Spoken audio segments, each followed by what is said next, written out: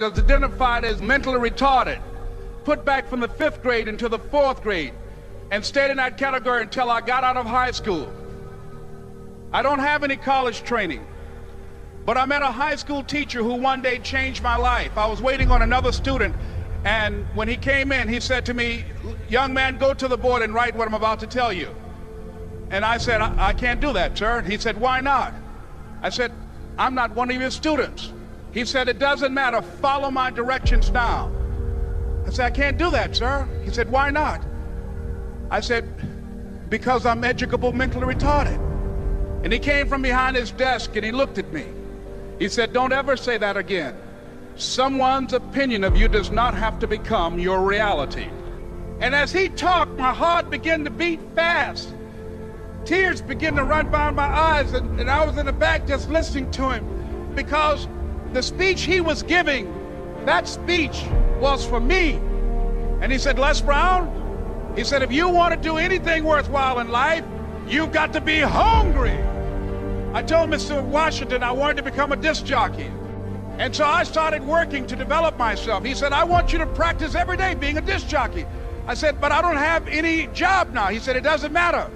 He said that it's better to be prepared for an opportunity and not have one than to have an opportunity and not be prepared.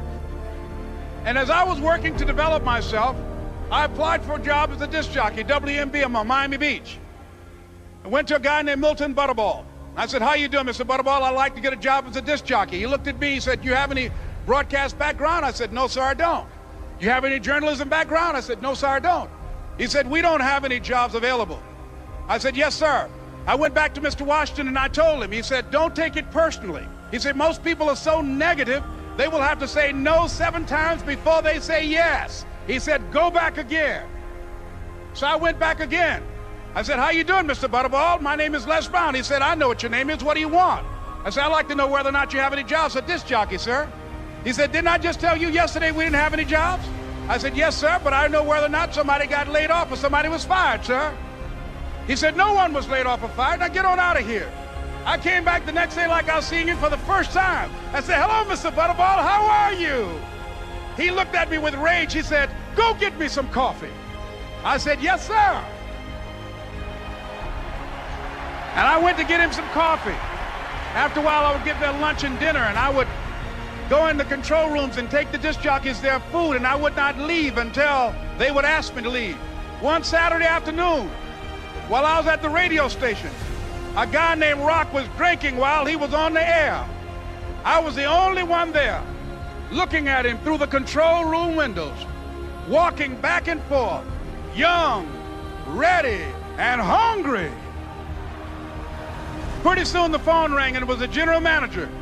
And I answered the phone. I said, "Hello?" He said, "Les, this is Mr. Klein." I said, "I know." He said, "Rock can't finish his program." I said, "I know." He said, "Would you call one of the other DJs in?" I said, "Yes, sir." I hung the phone up. I said, "Now he must think I'm crazy."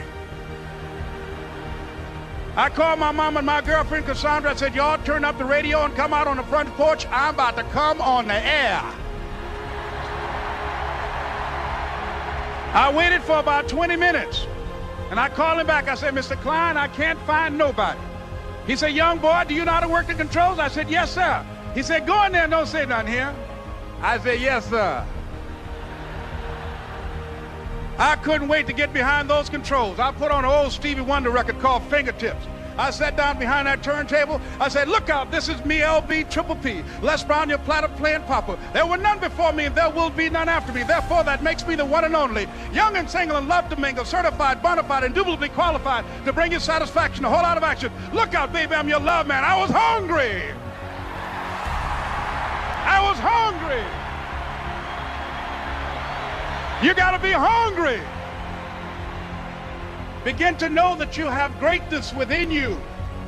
And if just one of you here begin to envision yourselves as being blessed and highly favored to reach your goals, if just one of you capture the essence of what that means, that you have greatness within you and a responsibility to manifest that greatness, that you can make your parents proud, you can make your school proud, you can touch millions of people's lives And the world will never be the same again because you came this way.